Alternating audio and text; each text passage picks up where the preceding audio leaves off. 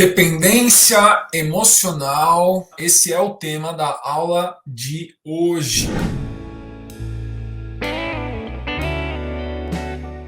Nós vamos fazer uma aula sobre dependência emocional e como que isso afeta os relacionamentos afetivos.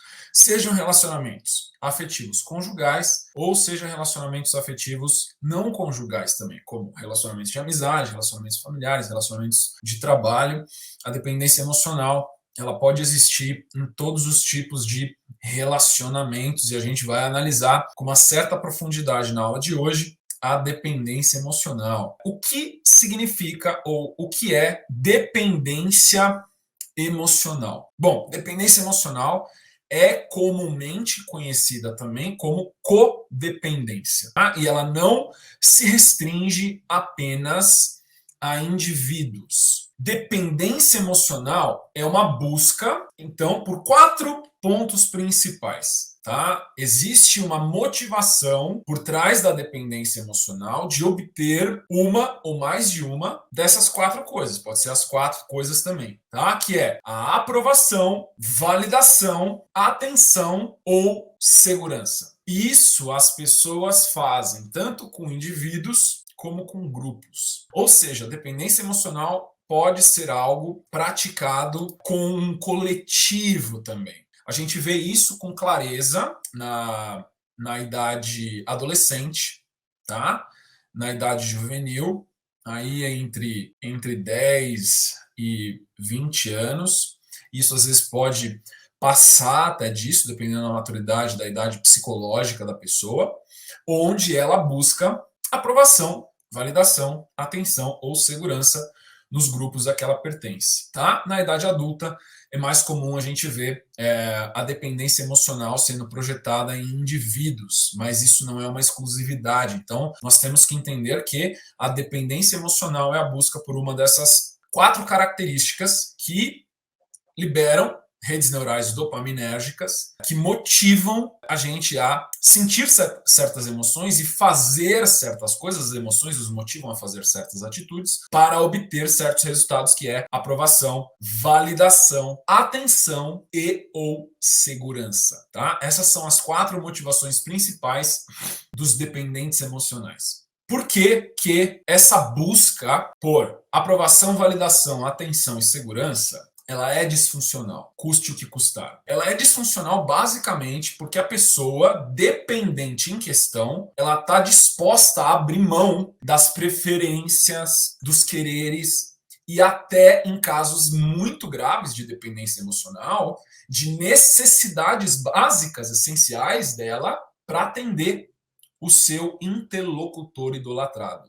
Essa disfunção, ela se manifesta através dessa idolatria ao interlocutor como algo social, relacional. Mas a causa da dependência emocional, ela não é social, relacional e nem psicológica, ela é espiritual.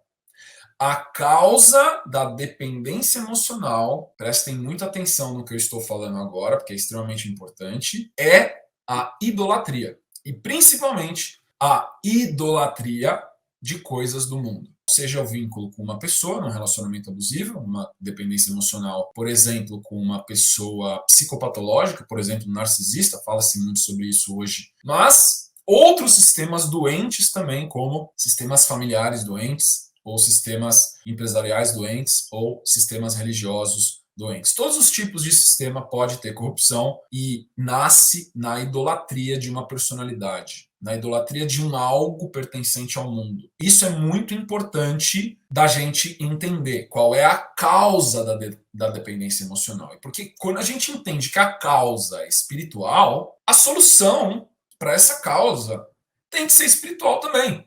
Se a dependência emocional ela é causada então pela idolatria, então a pergunta que a gente faz é: ela pode ter efeitos derivados de idolatrias com outras coisas, além de humanos? E a resposta é sim.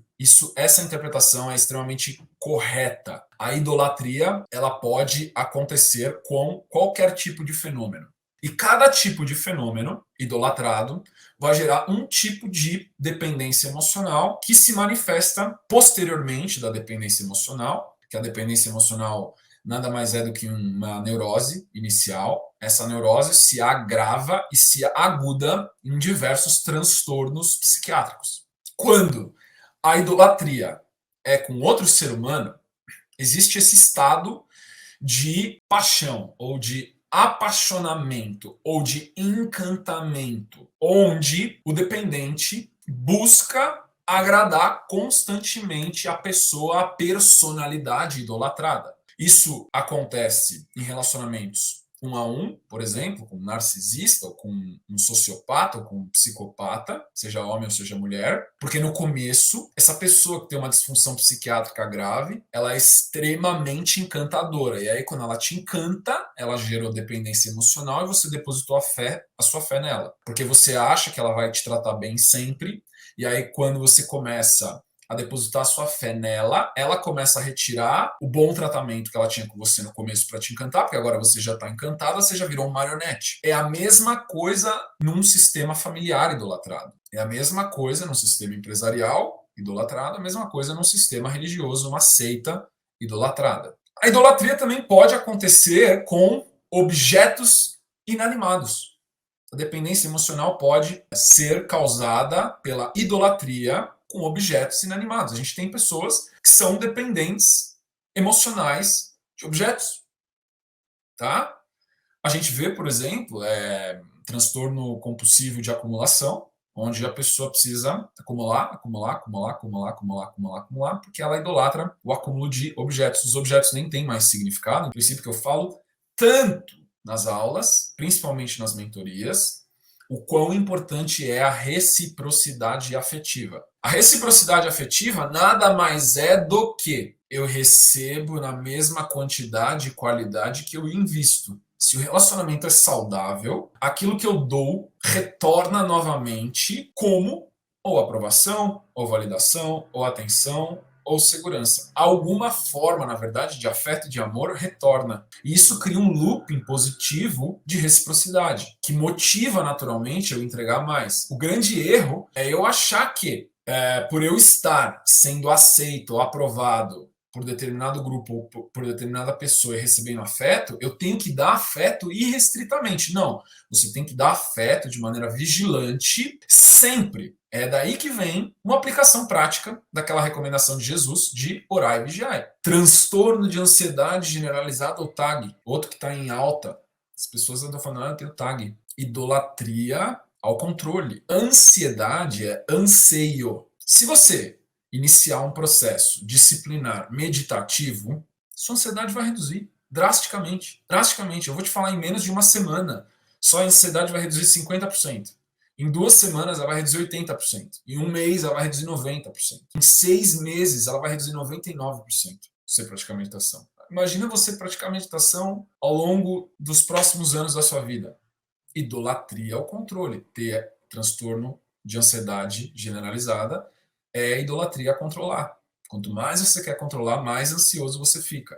Dito isso, o que é que cura? O que é que cura a dependência emocional, sabendo que a causa é a idolatria, ou seja, a fé mal alocada. Idolatria é fé mal alocada. A cura da dependência emocional, gente, é uma mudança de cosmovisão, como dizia o psicólogo Carl Jung. Cosmovisão é a visão da vida que você tem, é como você vê a vida. Cosmovisão, a cosmovisão de que a felicidade está fora de mim, que eu não tenho algo e que eu preciso obter esses algos através de negociações, agradar quem eu tiver que agradar e fazer o que os outros querem para eu obter esses algos, vai gerar dependência emocional, porque eu estou idolatrando ou colocando a minha fé nessas fontes externas emocionais de felicidade. A alma humana se degenera no materialismo, no niilismo e no hedonismo.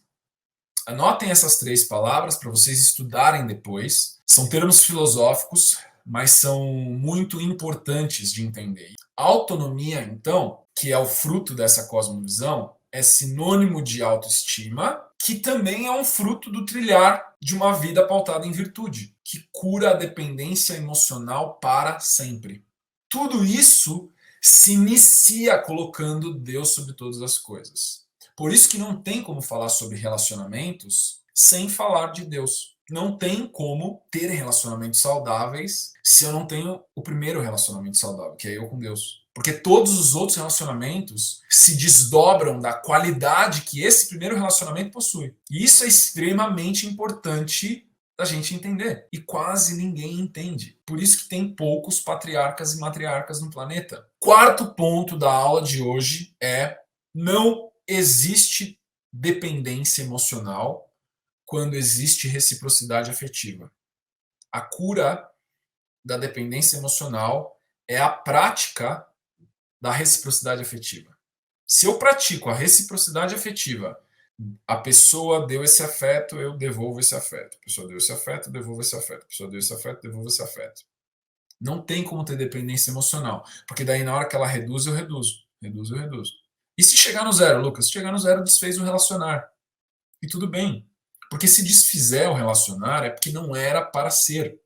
E aí você aceita o resultado, colocando a sua fé em Deus, de que se esse relacionamento não progredia, é porque não era para ele progredir. E quinto ponto, e o mais importante de todos, a cura da dependência é a idolatria a Deus para desenvolver autonomia, autoamor e autoestima.